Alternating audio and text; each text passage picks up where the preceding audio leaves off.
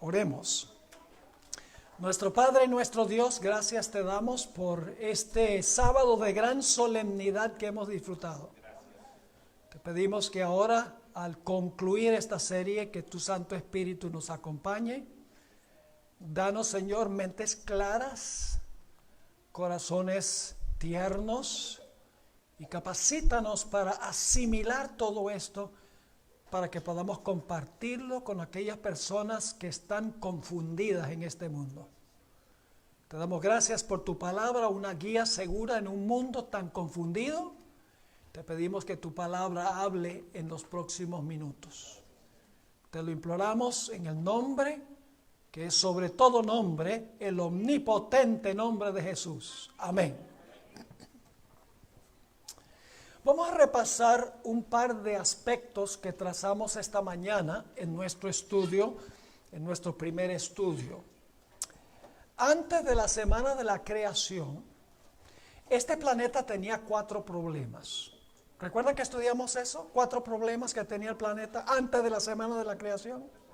En primer lugar, estaba el planeta ¿qué? Desordenado. En segundo lugar, el planeta estaba vacío. En tercer lugar, estaba ¿en qué? En tinieblas. Y en cuarto lugar, no había vida.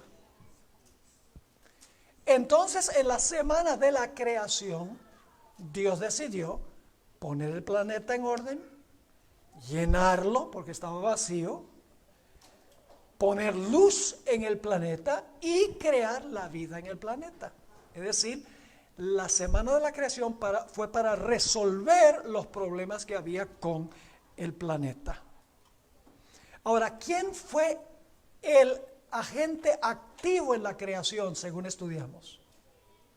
El agente activo fue Jesús. Es decir, el Padre crea por medio de ¿quién? Por medio del Hijo. El Padre es el arquitecto. ¿Qué hace un arquitecto? Hace los planos. Es decir, el Padre elaboró el plan de la creación, cómo iba a transpirar, y entonces le dio los planos a Jesús. Y Jesús entonces siguió como un albañil, leyó los planos y dijo, ok, voy a hacer exactamente como el plan que elaboró el Padre. La creación es por el Padre a través del Hijo. ¿Está claro el punto? Ahora, no voy a leer los textos. Primera de Corintios 8:6 nos dice eso, precisamente Juan 1 y el versículo 1 al 3. Ahora quiero que nos movamos a eventos que van a ocurrir al final de la historia. Las 7 postreras plagas y la segunda venida de Jesús van a retornar al planeta a la condición en que se encontraba antes de la semana de la creación. Es decir, el planeta va a volver a la condición en que se encontraba al principio, desordenada, vacía, en oscuridad y sin vida. Vamos a leer eso en Jeremías 4 y el versículo 23 al 26. Jeremías 4 y el versículo 23 hasta el versículo 26. Y luego vamos un momento, tal vez no vamos ahí por ahorrar tiempo, pero pueden leer también Isaías 24, versículo 3 y los versículos 19 y 20. Pero vamos a leer Jeremías 4, 23 al 26. Aquí Dios le está mostrando a Jeremías lo que va a pasar al final de la historia con el planeta. Dice 4:23, miré a la tierra y he aquí que estaba ¿qué? Desordenada y vacía. Y a los cielos y no había en ellos luz. Esa era la condición del planeta antes de la semana de la creación, ¿sí o no? Sí.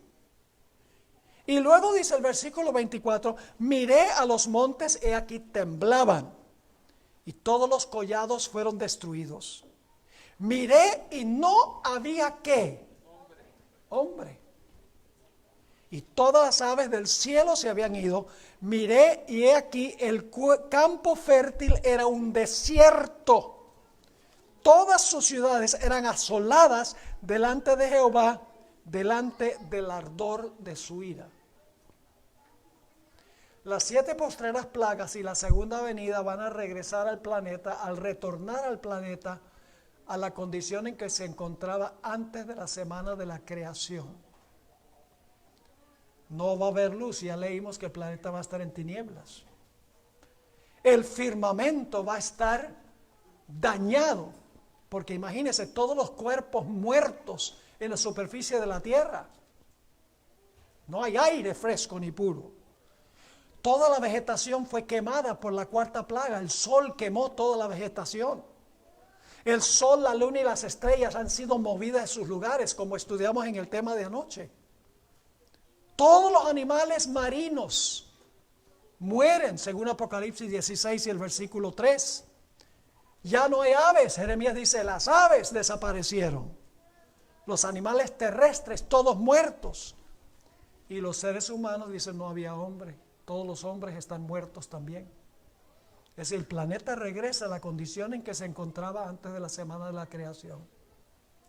El planeta desordenado, vacío, en tinieblas y sin vida. Así que Dios va a tener que hacer una nueva ¿qué? Va a tener que hacer una nueva creación. Ahora, voy a dejar este tema en este punto específico y vamos a volver a él en la segunda parte del tema que vamos a estudiar ahora. Solamente quería despertar su apetito a lo que va a ocurrir al final de la historia. Pero lo que queremos estudiar ahora es el sábado y cómo se relaciona con la redención. Recuerden que esta mañana hablamos sobre el sábado y la creación, ¿verdad? Ahora queremos hablar del sábado y la redención. Ahora, el pueblo de Israel estaba cautivo en Egipto. Eran esclavos de Faraón. Y no tenían forma de librarse. Pero Dios les mandó que sacrificaran un cordero. Y cuando colocaron la sangre del cordero en el dintel y en los postes de las puertas de sus casas, Dios los libró de servidumbre literal en Egipto, les dio libertad. Ahora, Dios le dio al pueblo de Israel, escuchen bien, Dios le dio al pueblo de Israel una señal para recordar su liberación de Egipto. ¿Saben qué señal les dio Dios para recordarles que Él los había librado de la servidumbre literal en Egipto? La señal fue el sábado. Mucha gente desconoce que el sábado no solamente apuntaba hacia la creación, sino que el sábado Dios lo dio a Israel para apuntar hacia su redención de Egipto. Noten lo que dice en el libro de Deuteronomio, el capítulo 5 y los versículos 12 al 15. Deuteronomio 5, 12 al 15. Muy parecido al 4º mandamiento de Éxodo 20, pero hay una pequeña diferencia. Dice Deuteronomio 5 y el versículo 12, Dios hablando a Israel, guardarás el día de sábado para santificarlo, como Jehová tu Dios te ha mandado. 6 días trabajarás y harás toda tu obra, mas el 7º día es sábado a Jehová tu Dios. Ninguna obra harás tú, ni tu hijo, ni tu hija, ni tu siervo, ni tu sierva, ni tu buey, ni tu asno, ni ningún animal tuyo, ni el extranjero que está dentro de tus puertas, para que descanse tu siervo y tu sierva como tú. Hasta ahí se parece al 4º mandamiento, ¿verdad que sí? Pero ahora noten que la motivación para guardar el sábado en Deuteronomio es diferente que la motivación en el 4º mandamiento. 4º mandamiento, Dios dice, guarda el sábado para recordar la creación. Aquí Dios va a decir a Israel, guarda el sábado para recordar tu redención de la servidumbre en Egipto por la sangre del cordero. Dice el versículo 15, acuérdate que fuiste siervo en la tierra de Egipto y que Jehová tu Dios te sacó de allá con mano fuerte y brazo extendido, por lo cual, recuerda que Dios te libró de Egipto, y sabemos que fue por la sangre del cordero que sacrificaron. Recuerda que Dios te libró de servidumbre literal en Egipto, y luego dice, por lo cual Jehová tu Dios te ha mandado que guardes el día de reposo. ¿Cuál fue el memorial o el recordativo que Dios le dio a Israel para recordar que habían sido esclavos y habían sido librados por la sangre del Cordero? El sábado. Una segunda función del sábado. Pero ahora escuchen bien. Lo que pasó en Egipto literalmente conlleva un significado espiritual. Yo pregunto, ¿nosotros también éramos esclavos? ¿Esclavos de qué? Del pecado. ¿Podíamos librarnos a nosotros mismos? ¿Qué nos libra? La sangre del Cordero de Dios que quita el pecado del mundo. Es decir, lo que pasó allá en Egipto era simbólico. Servidumbre literal en Egipto literal representaba servidumbre al pecado y liberación por Dios del pecado por la sangre del verdadero Cordero de Dios que quita el pecado del mundo. ¿Y cuál era la señal de la liberación de Israel de Egipto? El sábado. Entonces, ¿cuál debe ser la señal de la liberación nuestra de la servidumbre al pecado por la sangre del Cordero? ¿Cuál debe ser la señal? Debe ser también el sábado la señal. Y eso es lo que vamos a estudiar en los próximos minutos. Vamos a hablar ahora de la experiencia del maná. Yo pregunto, ¿el maná era alimento físico? ¿El maná tenía proteína? ¿Tenía carbohidratos? ¿Tenía vitaminas? ¿Tenía minerales? Era alimento de verdad físico. Pero el propósito por el cual Dios lo dio no fue para alimentar físicamente a Israel. Lo dio con otro propósito espiritual más profundo. Y ustedes dicen, ¿cuál es ese? Vamos a Deuteronomio 8:3. Deuteronomio 8 y el versículo 3. Aquí va a decir Dios por qué en realidad les dio el maná. Dice allí, Deuteronomio 8:3, y te afligió, y te hizo tener hambre, y te sustentó con maná, comida que no conocías tú, ni tus padres la habían conocido. ¿Por qué les dio Dios maná? Escuchen la segunda mitad del versículo. Para hacerte saber, Dios dio el maná para hacer a Israel saber que no solo de pan vivirá el hombre, mas de todo lo que sale de la boca de Jehová vivirá el hombre. ¿Qué representaba el maná? La palabra de Dios. ¿Y quién es la palabra de Dios? La palabra de Dios es Jesús. Ahora vamos a 1 Corintios, el capítulo 10, para ampliar este punto, que el maná no solamente era alimento físico, era alimento espiritual. La palabra de todo lo que sale de la boca de Dios, eso representaba espiritualmente, simbólicamente el maná. Noten 1 Corintios 10 y el versículo 1 al 4. 1 Corintios 10, 1 al 4.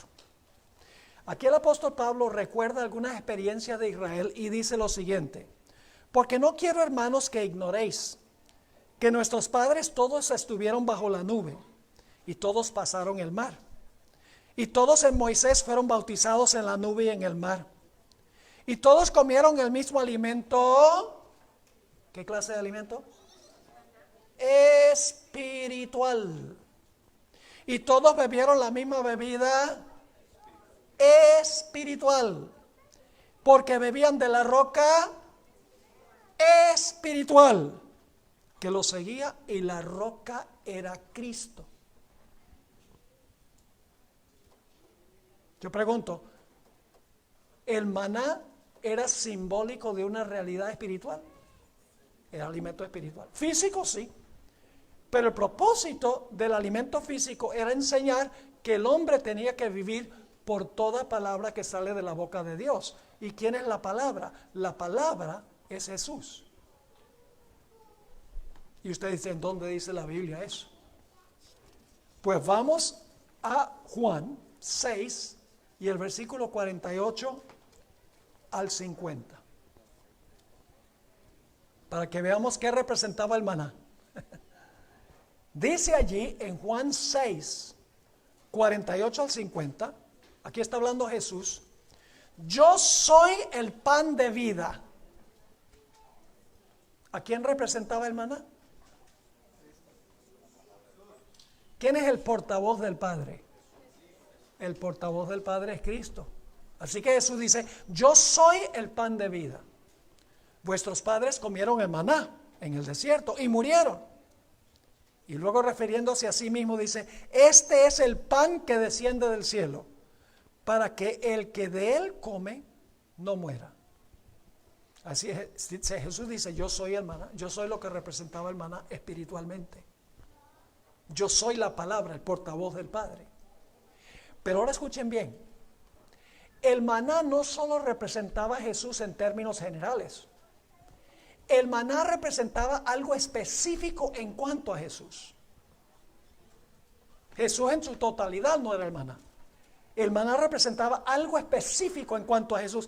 ¿Qué representaba específicamente el maná en cuanto a Jesús? Tenemos que ir al versículo 51 de Juan 6. Y vamos a leer los versículos anteriores para el contexto. Jesús dice, yo soy el pan vivo que descendió del cielo. Si alguno comiere de este pan, vivirá para siempre. Y el pan, ahora escuchen bien, y el pan que yo daré es ¿qué cosa? Mi carne, la cual yo daré por la vida del mundo. ¿Qué representaba específicamente el maná? Representaba la carne de Cristo. ¿Vamos bien? Es decir, no solo me representaba todo en cuanto a Jesús, era la carne de Jesús que representaba el maná. Y un dato muy importante que vamos a ver en nuestro estudio. Ahora, si queremos entender esto más, ¿a dónde tenemos que ir? Pues si Jesús dice, yo soy el pan, el maná representa mi carne, pues si queremos entenderlo, tenemos que volver a donde se cuenta la historia del maná. No podemos quedarnos en Juan 6. Tenemos que regresar a donde primero se menciona el maná. ¿Y a dónde se menciona por primera vez el maná? En Éxodo, el capítulo 16. Así que cuando Jesús dice, yo soy el pan, yo soy el maná, Jesús está diciendo, para entender plenamente esto, ustedes tienen que regresar allá a Éxodo 16, a donde aparece por primera vez el maná. Ahora, ustedes saben qué era el maná. Puede ser que haya alguien aquí que no sabe qué es el maná. El maná era pan que Dios llovió de la panadería del cielo para alimentar a más de 1 millón de hombres, no contando mujeres y niños. Todos los días de la semana, menos el séptimo día, Dios llovía de la panadería del cielo. El Salmo 78 dice pan de ángeles, no porque los ángeles lo comían, sino porque los ángeles eran los panaderos.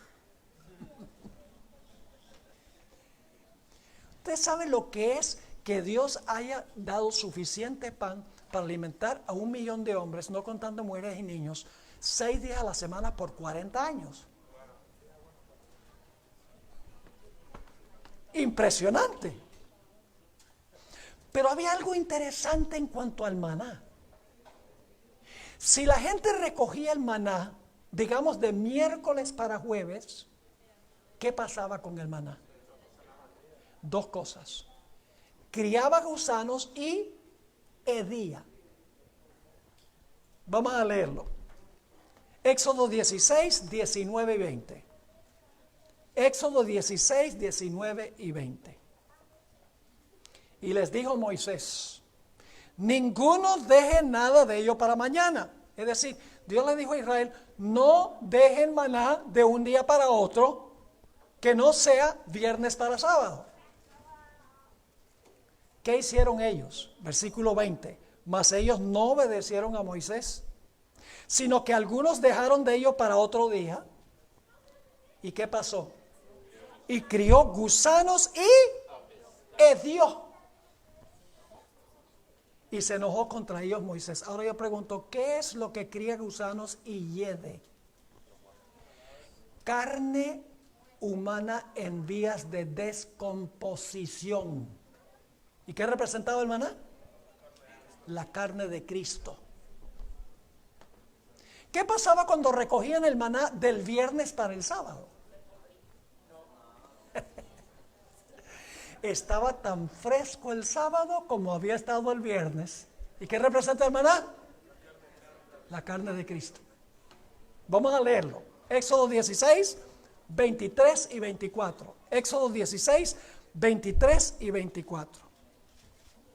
Y él les dijo, Moisés está hablando, esto es lo que ha dicho Jehová. Mañana es el santo día sábado, el sábado consagrado a Jehová. Lo que habéis de cocer, cocedlo hoy, y lo que habéis de cocinar, cocinadlo. Y todo lo que os sobrare, guardadlo para mañana. Y ellos lo guardaron hasta la mañana, según lo que Moisés había mandado, y no se agusanó ni hedió. Interesante. Ahora, para entender plenamente lo que Dios quiso enseñar por este milagro de que el maná que se guardaba de un día para otro, que no fuera viernes para sábado, criaba gusanos y hedía como carne putrefacta, y que cuando se recogía el viernes para el sábado estaba tan fresco el pan el sábado como el viernes. Para entender eso tenemos que ir al Nuevo Testamento, a los Evangelios. Así que vamos a estudiar las últimas 3 palabras de Jesús en la cruz. Las últimas 3 declaraciones de Jesús en la cruz. Esto está sucediendo ¿qué día de la semana? Viernes. ¿Y quién es el maná? ¿Quién es el maná? Jesús. Y esto está pasando el viernes. Vamos a mirar la antepenúltima declaración de Cristo en la cruz. Mateo 27, 46. Mateo 27, 46. Cerca de la hora novena. ¿Cuál es la hora novena? Nosotros decimos las 6, las 9, las 12, las 3 y las 6. Pero en los tiempos bíblicos, la hora primera eran las 6, la tercera eran las 9, la sexta era mediodía, la novena era las 3 de la tarde y el número 12, que estudiamos esta mañana, era las 6 de la tarde. Así que la hora novena sería ¿qué hora del día?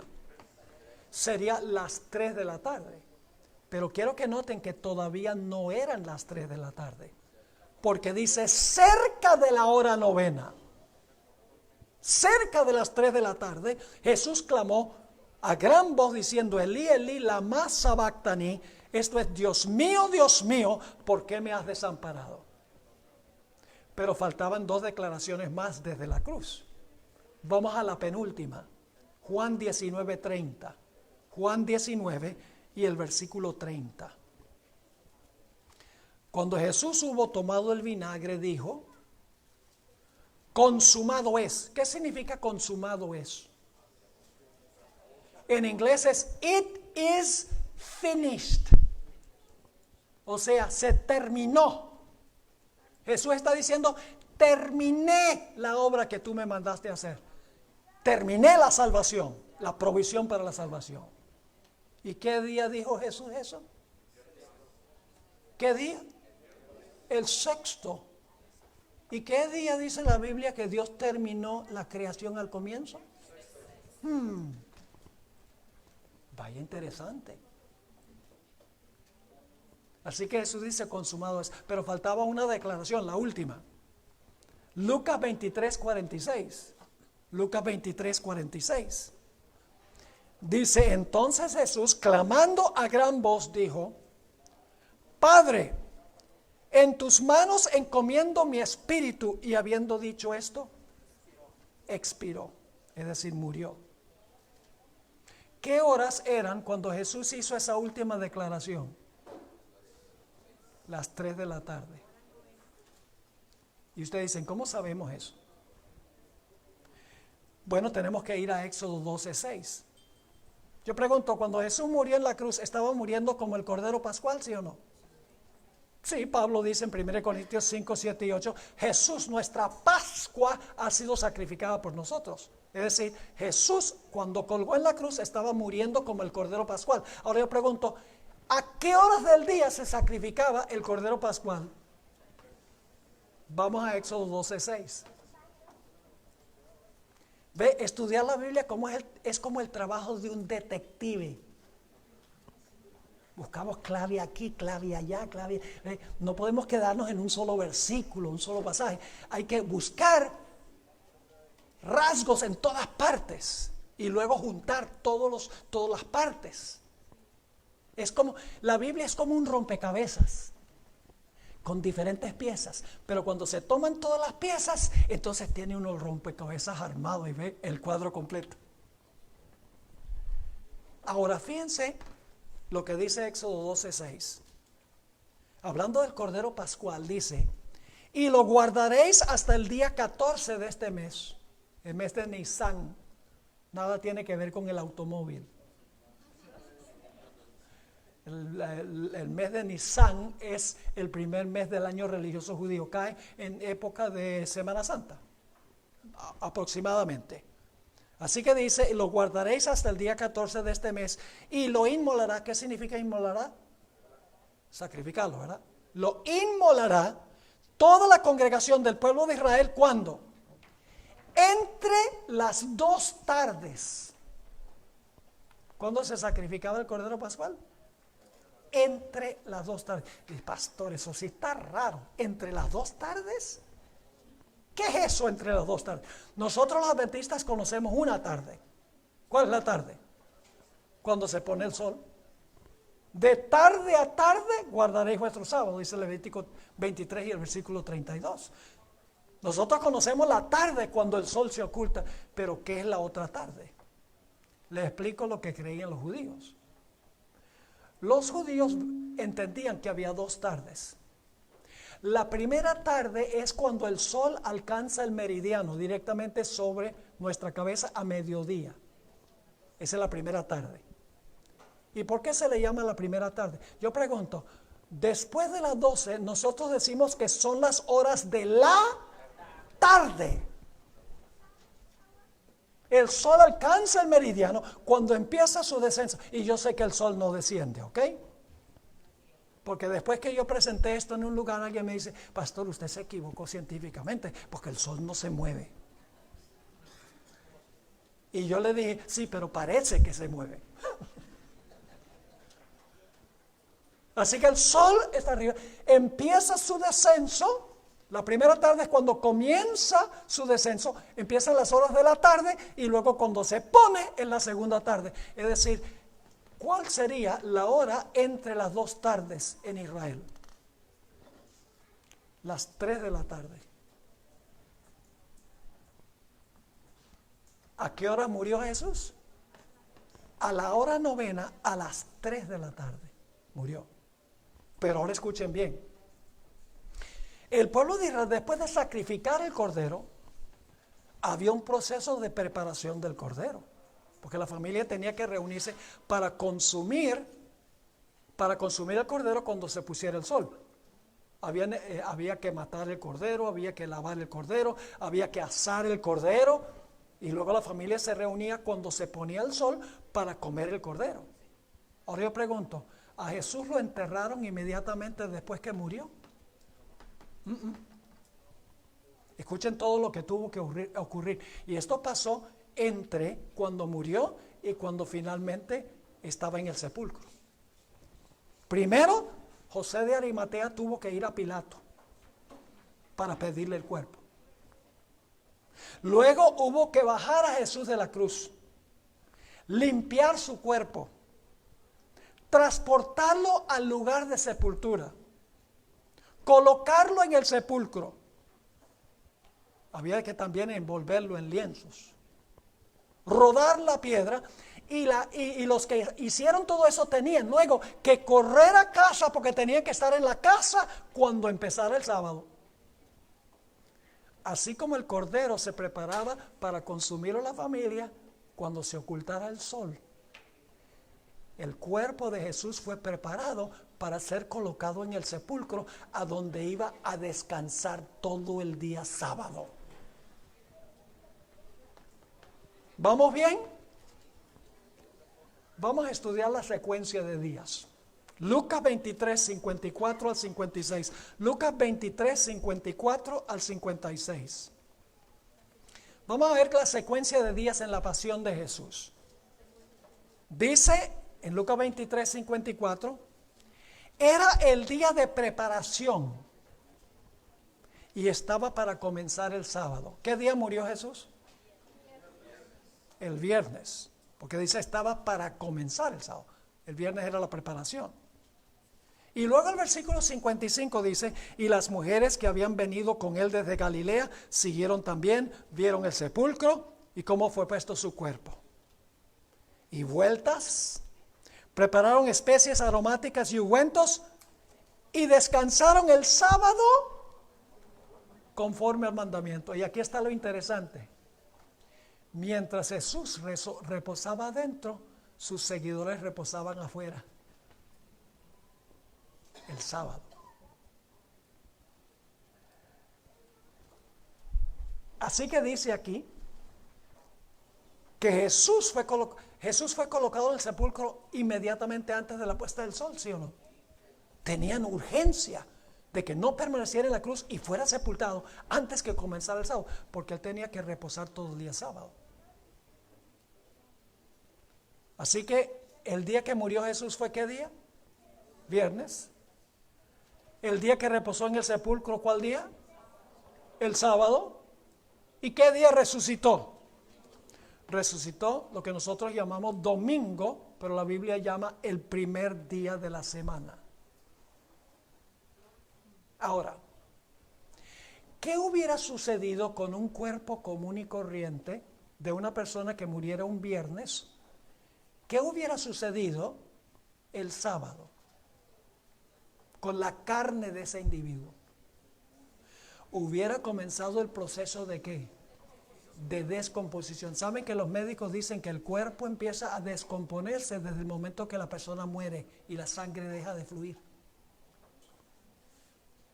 Un cuerpo normal que hubiera muerto el viernes y sepultado, hubiera empezado el proceso, la carne de ¿qué? De corromperse y de finalmente criar gusanos y causar que la persona oliera. Pero ahora ven lo interesante. El Salmo 16, que es una profecía mesiánica, dice algo muy interesante en cuanto a Jesús. Vamos al Salmo 16 y el versículo 8 al 10. Y estoy leyendo la versión Reina Valera de 1990. Que es una traducción que considero ser mucho mejor que la del 60. Salmo 16, 8 al 10. Escuchen bien. Este salmo fue escrito 1000 años aproximadamente antes que Jesús dijera, consumado es en la cruz, y antes que fuera puesto en el sepulcro. Proféticamente ya se estaba hablando sobre qué pensaba e iba a decir Jesús. Dice allí, esto está hablando Cristo proféticamente, al Eterno he puesto siempre ante mí, porque está a mi diestra, no seré conmovido. Por eso se alegra mi corazón y se goza mi gloria. Ahora escuchen esto. También mi cuerpo reposará seguro. ¿Qué iba a pasar? ¿Qué dice Jesús que iba a pasar con su cuerpo? ¿Iba a qué? Iba a reposar seguro. Y luego dice el versículo 10, porque no me dejarás en el sepulcro, ni permitirás que tu santo vea corrupción.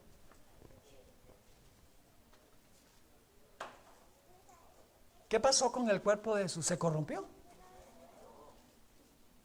¿Iba a oler? ¿Por qué no? Porque él era el maná. Y el maná no se corrompía el sábado. Tremendo. Ahora, alguno podría decir, ¿cómo sabe que ese salmo se aplica a Jesús? porque Pedro lo dijo. Vayan conmigo a Hechos 2, 25 al 27, Hechos 2, 25 al 27, nuevamente la Reina Valera de 1990. Hechos 2, 25 al 27. Porque David dice de él. ¿De quién habló David cuando escribió este Salmo 16? De Jesús. Porque David dice de él, yo veía, ahora va a citar el Salmo que leímos, yo veía al Señor siempre ante mí, porque está a mi diestra, no seré conmovido, por eso mi corazón se alegró y se gozó mi lengua, y aún mi carne descansará en esperanza. La palabra carne allí es la misma palabra de Juan 6:51, donde Jesús dijo, lo que voy a dar es mi carne. Así que dice, mi carne descansará en esperanza. Y luego dice, porque no me dejarás en el sepulcro, ni permitirás que tu santo vea corrupción. ¿De quién escribió David este salmo? De Jesús. Vamos a los versículos 31 y 32 de Hechos 2. Hechos 2, 31 y 32. Dice, siendo David profeta, y sabiendo que Dios le había asegurado con juramento que un descendiente suyo sería el Cristo, que se sentaría sobre su trono, lo vio de antemano. ¿Habló de qué? De la resurrección de Cristo, y dijo que él no quedaría abandonado. ¿Dónde? En el sepulcro, ni su carne vería ¿qué cosa? Corrupción. A este Jesús Dios lo resucitó, y de esto todos nosotros somos testigos. Ahora fíjense, cuando yo estaba creciendo como niño, mis padres siempre usaban esta historia para decirme que era necesario guardar el sábado, pero nunca me enseñaron por qué. ¿Por qué nosotros reposamos el sábado en lo que respecta a la redención? Porque Cristo resucitó, porque Jesús reposó en el sepulcro, nosotros reposamos el sábado para conmemorar su redención. La razón es cristocéntrica. No solo es cuestión de guardar el sábado. Cuando nosotros guardamos el sábado, estamos recordando a Dios el Creador, porque Jesús reposó el séptimo día de su obra de creación. Pero también cuando reposamos el sábado, estamos reposando en la obra que hizo Jesús, porque Jesús reposó en el sepulcro. Estamos conmemorando también la redención. Muy cristocéntrico. Ahora preguntémonos, ¿por qué resucitó Jesús el primer día de la semana? ¿Qué dicen los cristianos de por qué hay que guardar el domingo? ¿Qué dicen? ¿Por qué dicen ellos que hay que guardar el domingo? Porque es el día que Cristo resucitó. Pero escuchen bien. ¿Por qué resucitó Jesús el domingo? Porque tenía que reposar en el sepulcro el sábado. El día importante es el sábado, no el domingo. Ahora quiero leerles una cita del Papa Benedicto XVI. Fíjense cómo la Iglesia romana ha torcido la Escritura. Y la mayoría del mundo cristiano ha seguido lo que dice el Papa. Escuchen esta cita. Viene de una homilía, de un sermón que dio Benedicto XVI en la Basílica de San Pedro el sábado 23 de abril del año 2011. Escuchen lo que dice. El sábado es el séptimo día de la semana. Amén. Después de 6 días en los que el hombre participa en cierto modo del trabajo de la creación de Dios, el sábado es el día de descanso. Vamos bien, ¿verdad? Pero ahora escuchen esto. Pero en la iglesia naciente sucedió algo inaudito, es decir, sin precedentes. El sábado, el séptimo día, es sustituido ahora por el primer día. ¿Y dónde dice la Biblia eso? En ninguna parte. Él dice, la iglesia naciente, algo inaudito sucedió, algo sin precedentes. Dice, el séptimo día fue sustituido ahora por el primer día, por la iglesia. Sigue diciendo, como día de la asamblea litúrgica, es decir, el domingo es el día de reunirse, dice él.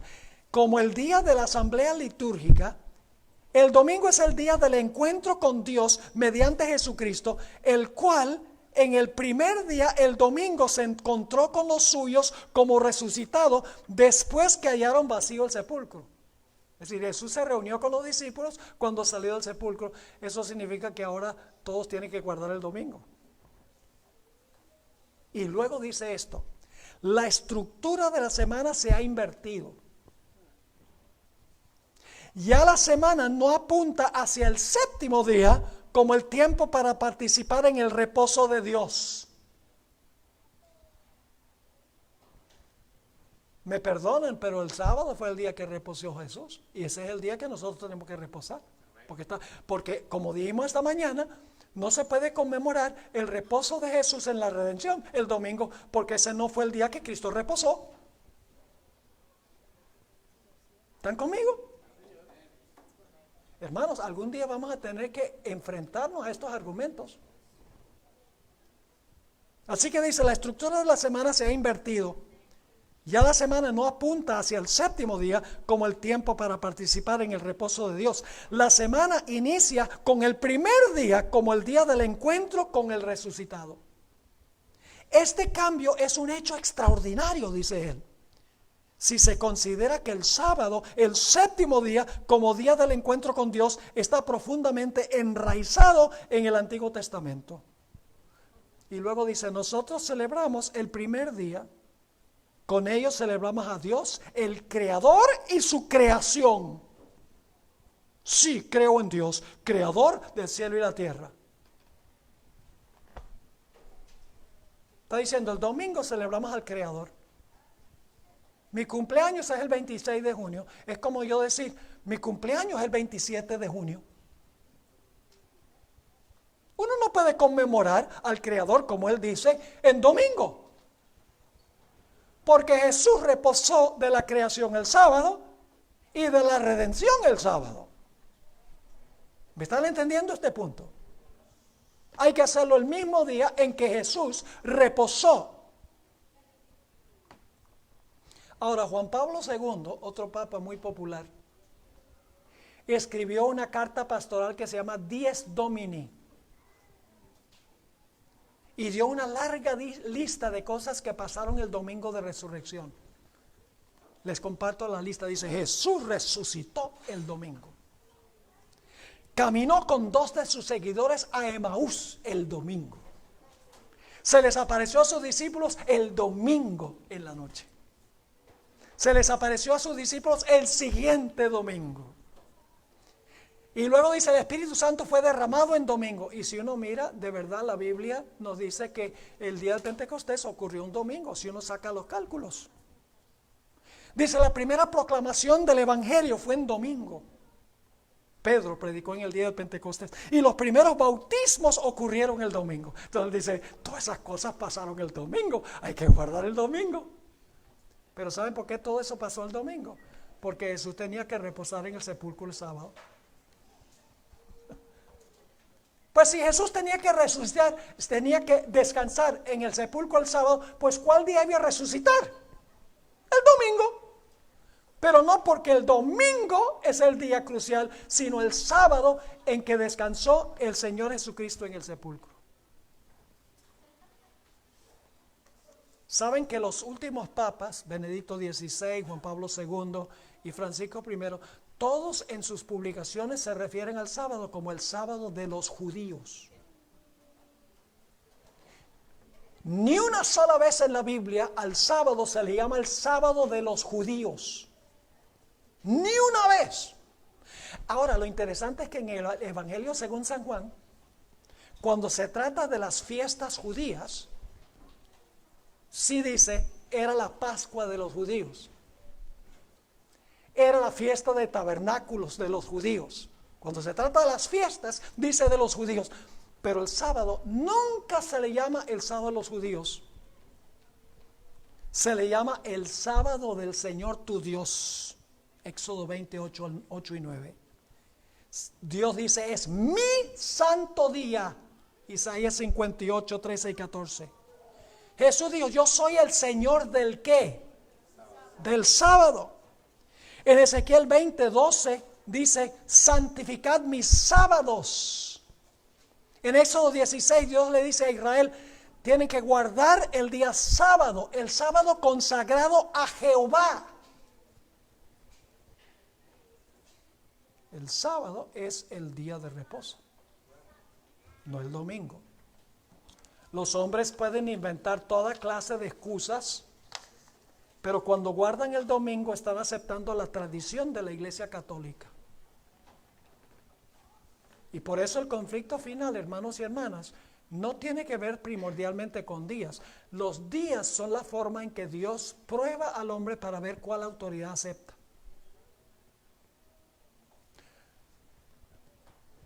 Si guardamos el sábado, ¿la autoridad de quién estamos aceptando?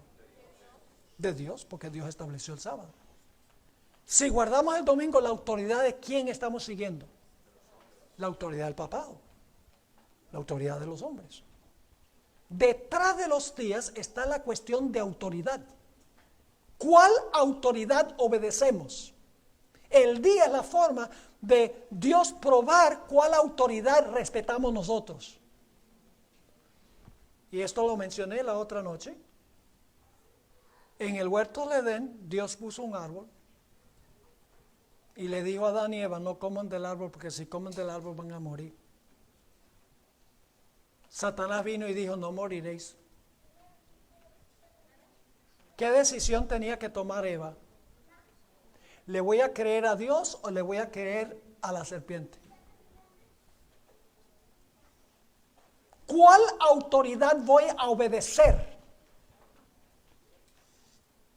¿La serpiente o lo que dice Dios? Yo pregunto, ¿fue la misma prueba en el Edén que la prueba final? Sí, la única diferencia es que al principio fue con un árbol y al final va a ser con un día.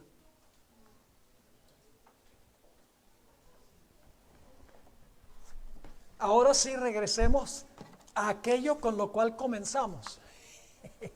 Vamos a hablar de la última dimensión. ¿Están listos para la última dimensión? ¿El sábado apunta al Creador, sí o no? ¿El sábado apunta al Redentor? Sí.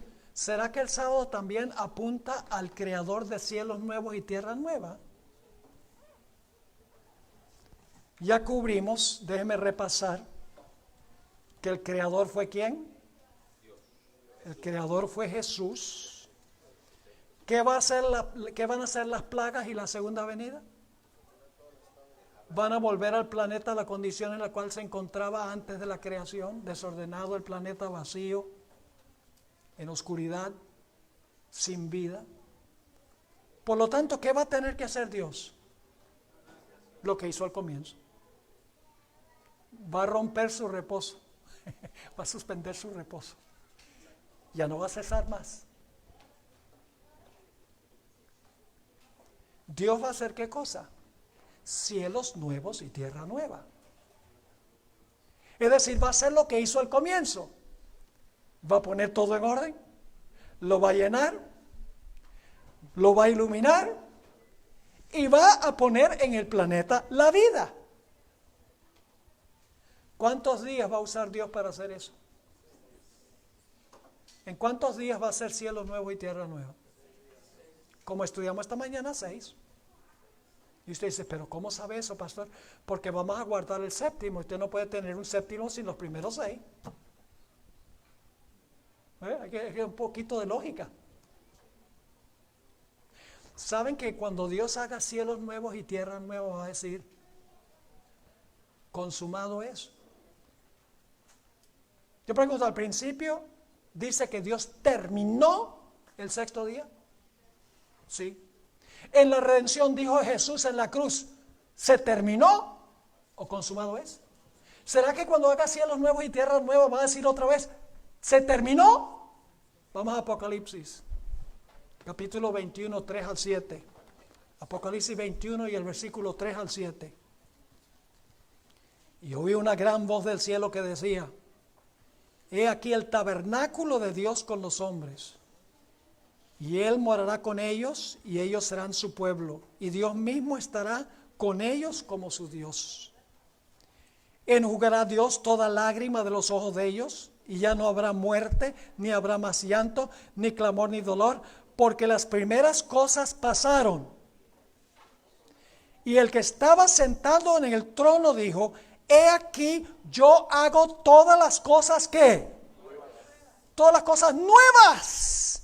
Y me dijo, escribe porque estas palabras son fieles y verdaderas. Y me dijo, hecho está. Qué interesante. Y cuando haga cielos nuevos y tierra nueva, ¿qué día vamos a guardar? En conmemoración de la creación de cielos nuevos y tierra nueva. Vamos a Isaías 66, 22 y 23. Conocemos muy bien estos versículos. Dice allí, porque como los cielos nuevos y la nueva tierra que yo hago, permanecerán delante de mí, dice Jehová. ¿Qué va a hacer Dios? Según esto, va a ser cielos nuevos y tierra nueva, ¿correcto? Así permanecerá vuestra descendencia y vuestro nombre. Y de mes en mes, y de domingo en domingo, Dios va a hacer, dice, Dios va a hacer cielos nuevos y tierra nueva. Y luego dice, de mes en mes, y de sábado en sábado, vendrán todos los judíos. ¿Sabe lo que dice el hebreo? El hebreo dice, vendrá toda carne. Vendrá toda carne a adorar delante de mí, dijo Jehová. ¿Cuál va a ser el día de reposo? Cuando Dios haga cielo nuevo y tierra nueva y diga, hecho está. El sábado.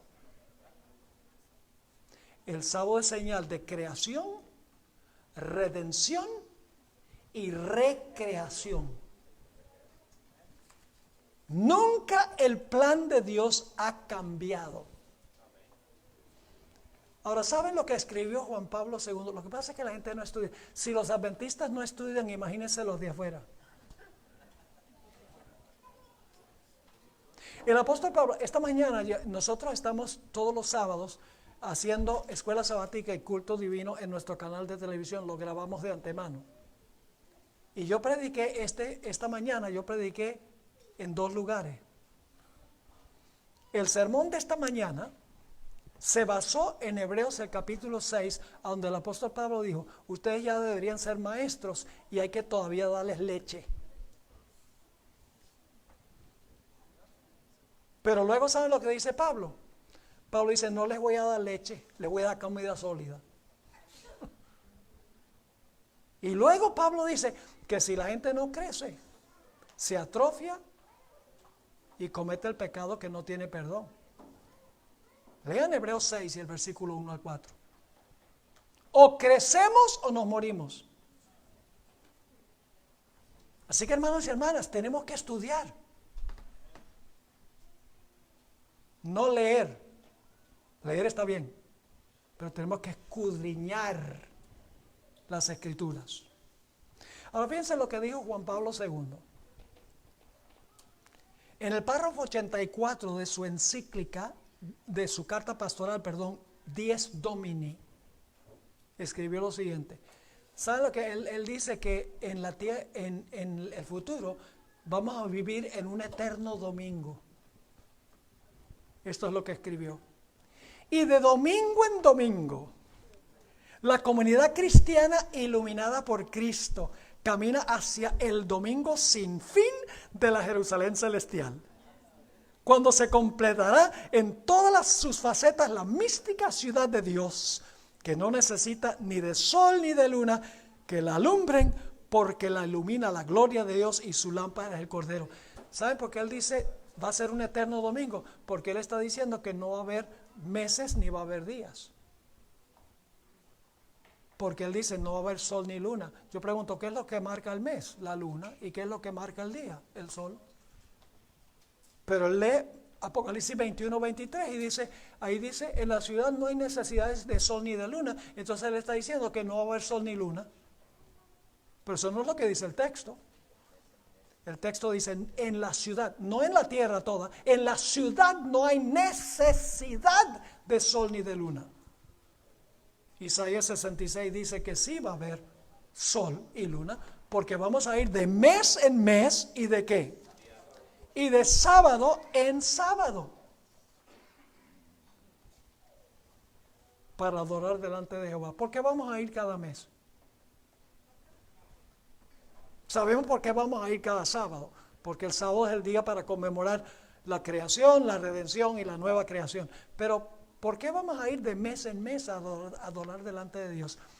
Porque en la ciudad de Dios hay un árbol que produce su fruto cada mes.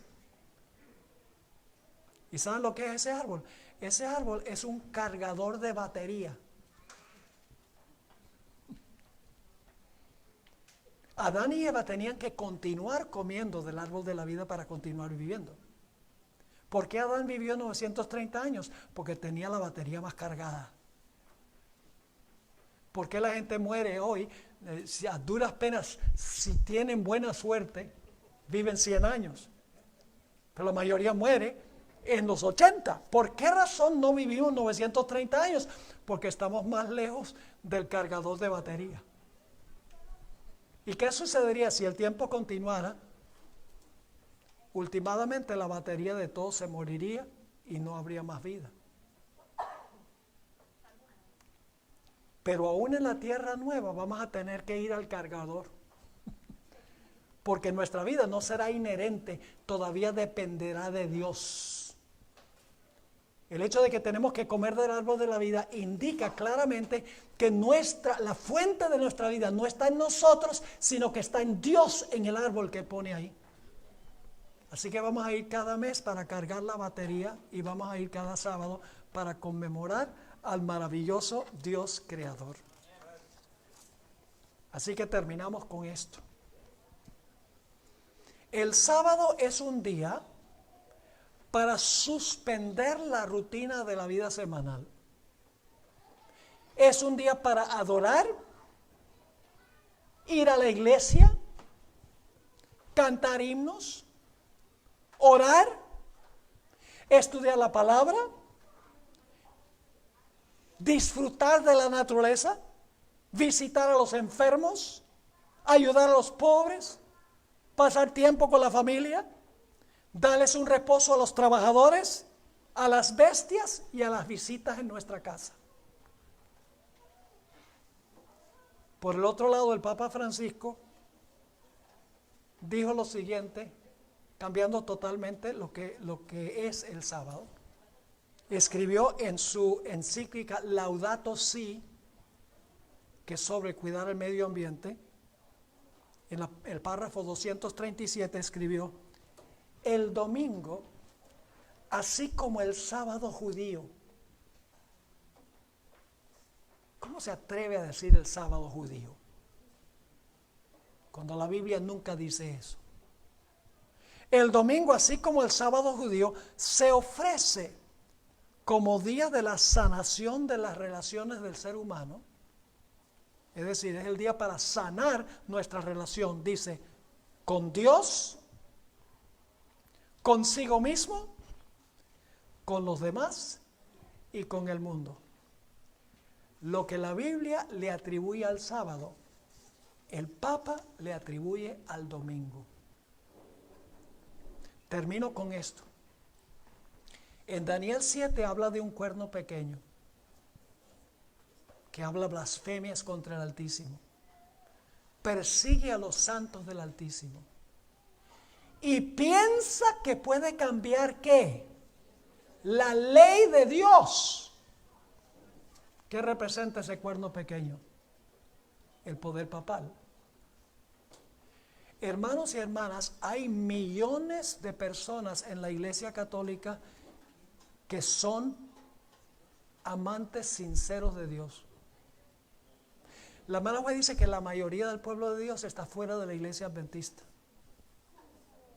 La mayoría del verdadero pueblo de Dios está fuera de la Iglesia Adventista. No conocen nada mejor, pero viven de acuerdo a la luz que tienen.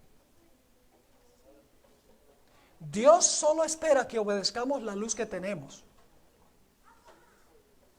Pero yo les pregunto, ¿quiénes les van a contar a esos católicos sinceros que aman al Señor, a los protestantes sinceros que aman al Señor? ¿Quiénes les van a ir a contar lo que nosotros hemos estudiado aquí? Mateo 24, lo que hemos estudiado en cuanto al sábado, la creación, la redención y la restauración. ¿Quién les va a contar? Nosotros tenemos que hacerlo, hermanos y hermanas. La Iglesia Adventista es la última esperanza del mundo, porque no hay otra iglesia que tenga el mensaje que tenemos nosotros. Yo pregunto, ¿conocen ustedes alguna iglesia en el mundo, fuera de la Iglesia Adventista, que dice: nuestra misión es llevar los mensajes de los 3 ángeles al mundo? ¿Hay alguna iglesia que dice que esa es la misión de ellos? No. ¿Cuál es la única iglesia que dice que su misión es llevar los mensajes de los 3 ángeles al mundo? La Iglesia Adventista del Séptimo Día. ¿Y saben por qué Dios estableció la organización de la Iglesia Adventista? Para sembrar creyentes en todo país del mundo, para compartir el mensaje de Dios final con el mundo.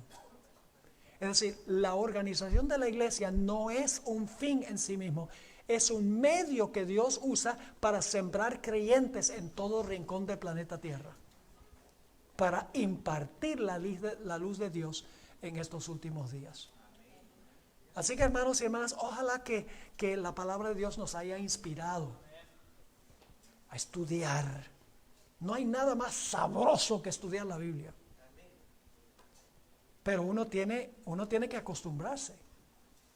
Es como llegar a ser vegano cuando uno es carnívoro. No voy a entrar a eso.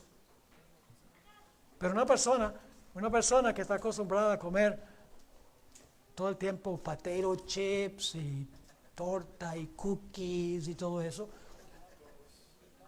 cuando le pone unas zanahorias y un brócoli y una comida, ¡ay no, qué aburrido! Entonces tenemos que educar el paladar. Todas esas cosas emocionantes que vemos en televisión, que estamos viendo en el teléfono celular, lo que está en el internet, eso es lo que hoy en día muchos en la iglesia tienen apetito para eso, pero hay que cambiar los hábitos de apetito. Y toma un esfuerzo. Hay que sentarse y hay que decir, bueno, yo voy a amar la Biblia aunque me muera. Y acostumbrar el paladar a algo distinto a lo que estamos acostumbrados. Es un asunto muy importante. Bueno, ha sido un placer estar con ustedes, hermanos y hermanas. Ojalá que lo que hemos estudiado sea una inspiración para caminar más de cerca con el Señor. Muchas gracias por su atención, por haberse quedado. Y ahora el pastor Hugo va a venir para darme las gracias por haber venido.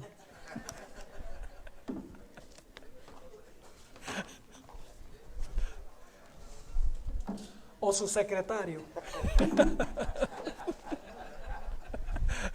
Bueno, ¿cuánto le agradecemos que el pastor haya estado esta media semana con nosotros compartiendo? ¿Cuánto nos gustaría verlo otra vez?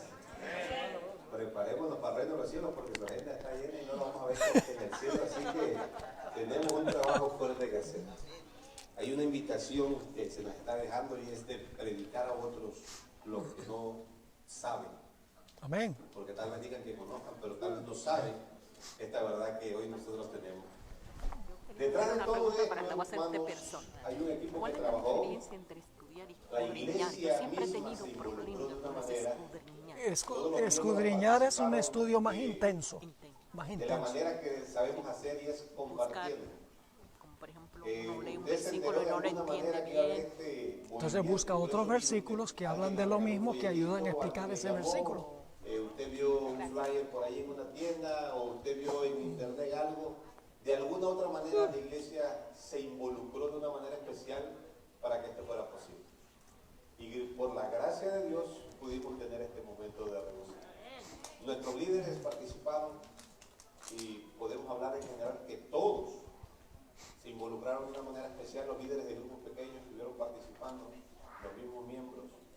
Hay un equipo grande trabajando en todo esto. Hubieron algunas reuniones por ahí para tratar de hacer esto de la mejor manera. Fuimos tan bendecidos que el salón se renta por un día, pero nosotros